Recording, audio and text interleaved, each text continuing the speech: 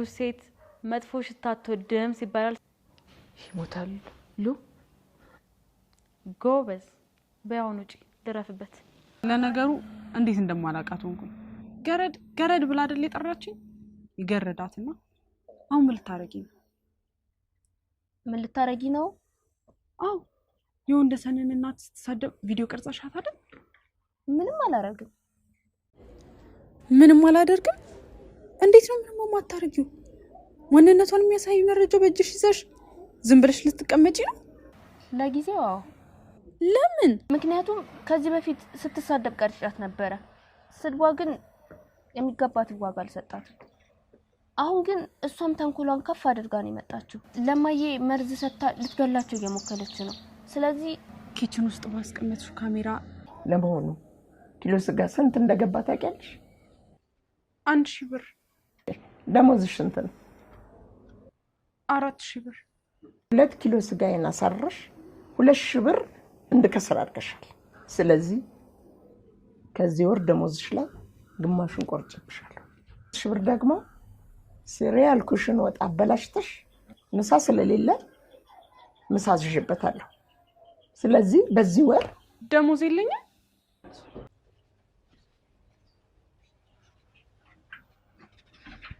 ማይ ምን እያደረግሽ? ሰራተኛዋን ልኳን እየነገርኳት ነው። ይገርምሃል፣ ለምሳ ሲሪያል እንኳን ወጥ የትም ስትዞር አበላሸችው። እና ወጡ ተበላሸና አይምሮ የሚያበላሽ ንግግር ትናገሪያለሽ? ምን? ወጡ ተበላሸና አይምሮ የሚያበላሽ ስድብ ትሳደቢያለሽ ወይ? አንተ ልጅ ሰሞኑን ምን ሆነ ነው? ምን አይነት ጸባይ ነው ያመጣው? እማዬ ፀሐይን የተናገርሻት ነገር ትክክል አይደለም፣ ስህተት ነው። ብናገራትስ? ሰራተኛ ነች እኮ እንዴ! ከመቼ ወዲህ ነው የምትቆረቆርላት? ከፈለኩኝ ደግሞ አሁኑኑ ማባረር እችላለሁ። ሰራተኛ ብትሆን ቤቱ ሳጣት እኮ ይጨንቀኛል። ቅድም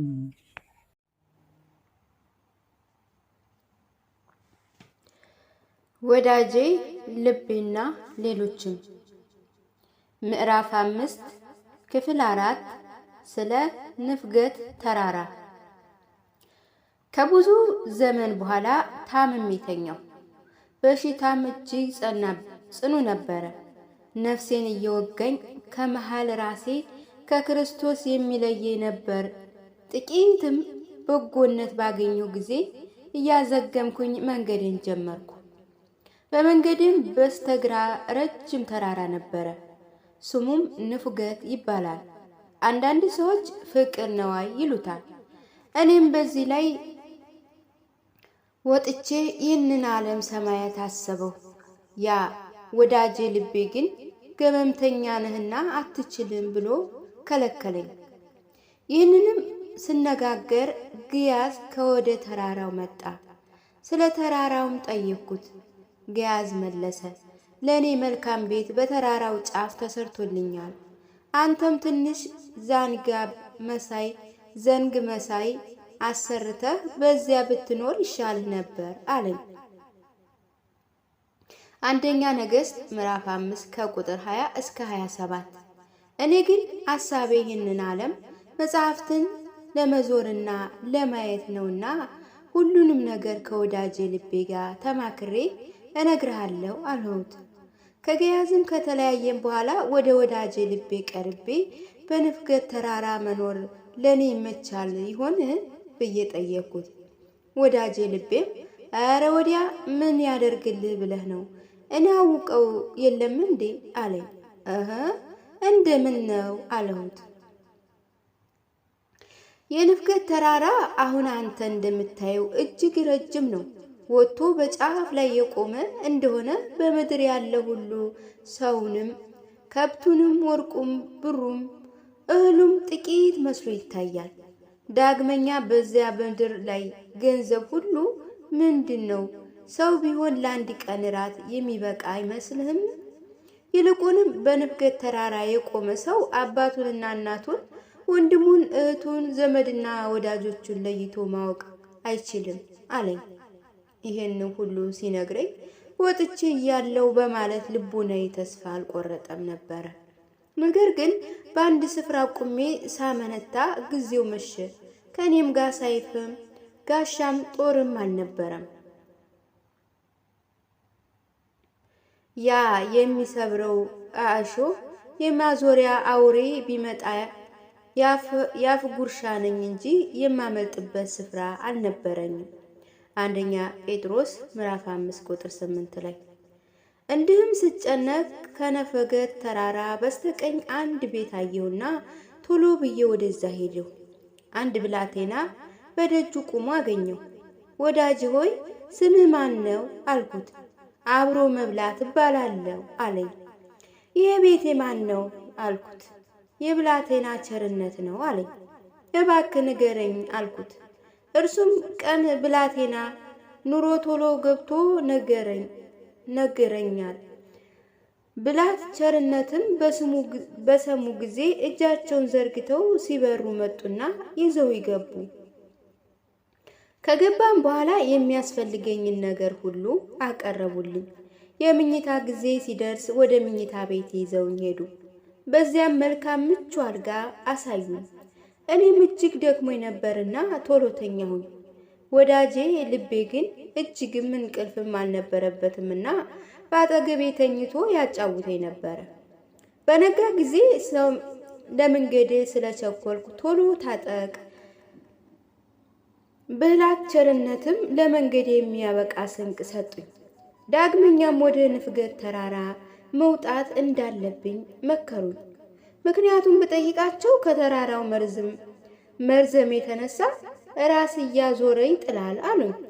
እኔም ብላት ቸርነት በሰሩልኝ ስራ ሁሉ እጅግ ደስ ስላለኝ ወደ ሀገሬ ስመለስ መጥቼ እሰናበታችኋለሁ ብያቸው መንገዴን ሄድኩኝ።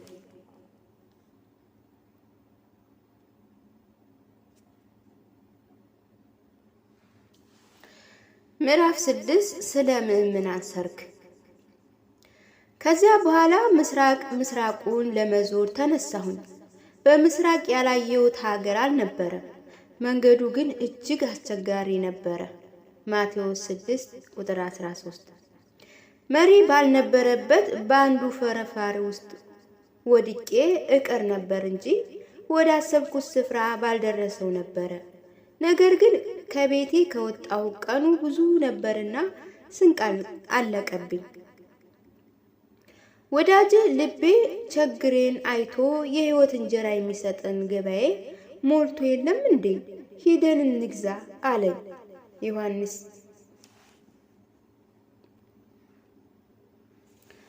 6 ቁጥር 40።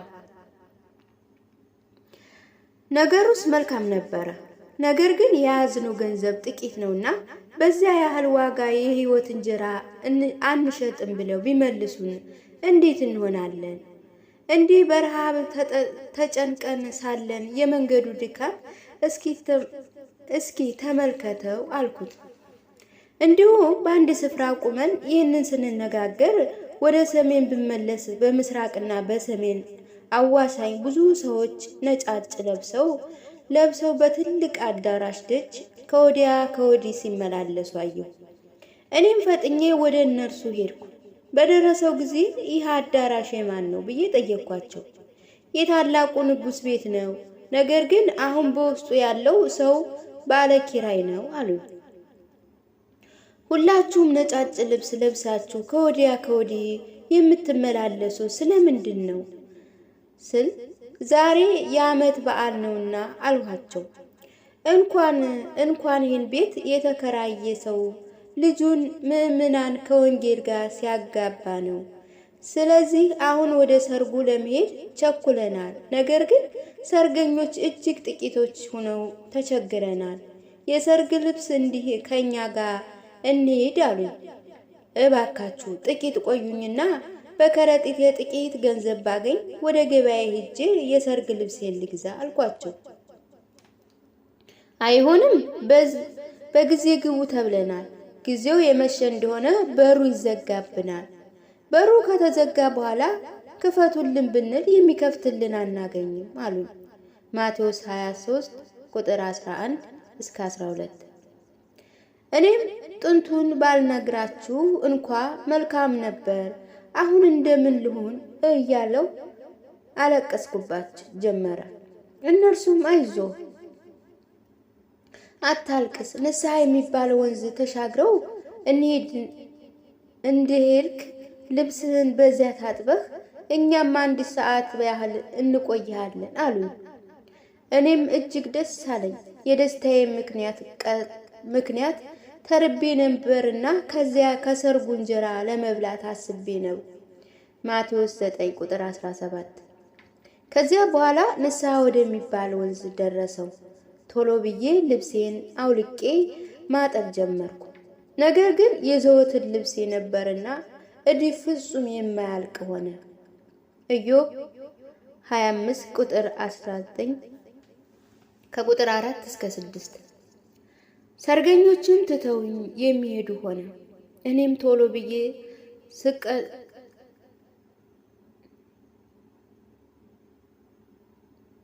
ቶሎ ብዬ ስቀል ሳይደርቅ እርጥቡን ለቤት በደረስን ጊዜ ወደ ውስጥ አስገቡን። ቤቱም እጅግ አጊጦ ነበረ። በውጩም በግቢው ፀሐይ የሚመስል መብራት ነበረ። እድምተኞች ከጥሩ ወርቅ የተሰራ ልብስ ለብሰዋል። የሙሽራይቱ የወንጌል አባት ክርስቶስም በመካከላቸው ተቀምጧል። እንደ ንፋስ የሚፈጥን አሽከሮችም መላእክትም የሰርጎች መሳሪያ እየተቀበሉ ያገለግሉ ነበረ። ሰርገኞች መጡ በተባለ ጊዜ በውጨኛው በግቢው ፍጹም እልልታ ሆነ። እምቢልታ መለከት ይነፋ ጀመር። ይህ ሁሉ ሲሆን እኔ የተከናነብኩት አለቅስ ነበረ። ያ ወዳጅ ልቤ ወደ እኔ ቀርቦ ስለምን ታለቅሳለህ አለ። እንዲህ በስርዓት ሚስት ሳላገባ ዘመኔ ስላለፈብኝ ነው አልኩት። ለሰርግም እንጂ መጠራት እጅግ መታደል ነው። ወደ ሰርግ የተጠሩ ያልመጡ ስንት ይመስሉሃል አለኝ። ማቴዎስ 22 ከቁጥር 1 እስከ 14። ከኛ ወገን የነገር አባት ቶማስ ነበረ። 1 ሰዓትም የሚያህል ዝም ብሎ ቆምን።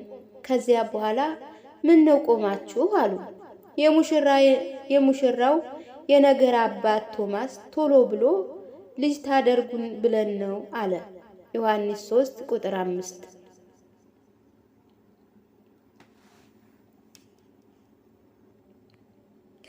ጥቂት ቆይተው እጃችሁ ከምን አለ ከመቁረጥ አላቸው።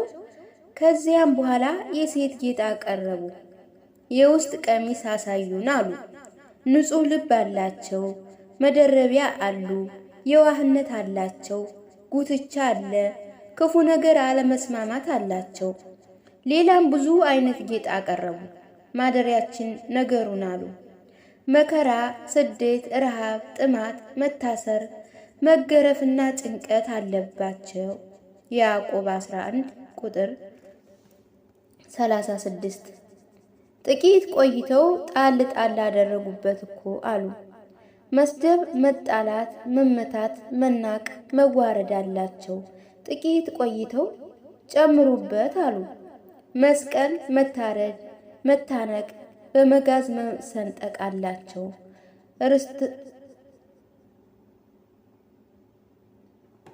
ርስት የለንም አሉ። አባታችን አዳም ለልጆቹ ሁሉ ያወረሰን ሞት የሚባል ሰፊ ርስት አለን አላቸው። ሮሜ 5 ቁጥር 12። ከዚያ በኋላ የላችሁም አሉ። መኖርስ መቃብር የሚባል ርስት አለን፣ ነገር ግን ዘወትር ካልቆፈርኑ እህል አያበቅልም አላቸው። የግል ገንዘብ የላችሁም እንዴ አሉ። የቀደሙ አያቶቻችን የጴጥሮስ ርስት ፍርሃት የምትባል የግል ገንዘባቸው ናት አላቸው። ዮሐንስ 15 ቁጥር 16። ስለምን አሉ። እናታችን ወይዘሮ ሰውነት አርጅተው ደክመዋልና እሳቸውን እንጦርበታለን አላቸው። ከዚያ በኋላ ሁለቱ ሚዜዎች ሃይማኖትምና ምግባር የሙሽራይቱ ዓይኗን ጥርሷን ለማየት ወደ እልፍኝ ገቡ። አይተው በተመለሱ ጊዜ ቃል ኪዳን ተጋቡ። ወደ መብልን ቤት ገባን። ቤቱም እጅግ ያማረ ስርፍና ወለላ የተነጠፈበት ነበረ። እንጀራ በገበታ ወይን በጽዋ ተዘጋጅቶ ቀርቦ ነበረ። በልተንም የምንጠግብ አልመሰለንም ይላል። ይልቁንም ወዳጄ ልቤ በልቶ የሚጠግብ አይመስለውም ነበር። ነገር ግን ሁላችንም በልተን ጠጥተን ጠገብን። በነጋ ጊዜ ሙሽራይቱን ተቀብለን ምሳችን ተጋብዘን ወደ ሙሽራ ቤት ተመለስን።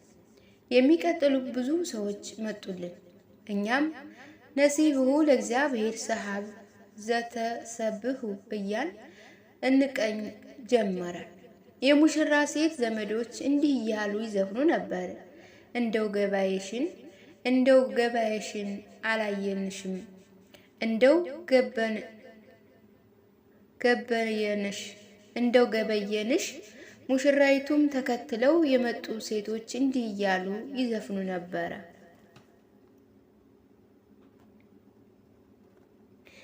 ትዕቢት ትዕቢት አይዝሽም ወይ? ትዕቢት አይዝሽም ወይ? የክርስቶስ አይደለሽም ወይ? ትዕቢት አይዝሽም ወይ? የማቴዎስ አይደለሽም ወይ? ትዕቢት አይገዛሽም ወይ? የማሪቆስ አይደለሽም ወይ? ትዕቢት አይዘክሽም ወይ? የሉቃያስ አይደለሽም ወይ? ትዕቢት አይዝሽም ወይ? የዮሐንስ አይደለሽም ወይ? ትዕቢት አይዝሽም ወይ? የጴጥሮስ አይደለሽም ወይ? ትዕቢት አይዝሽም ወይ? የጳውሎስ አይደለሽም ወይ? ትዕቢት አይዝሽም ወይ?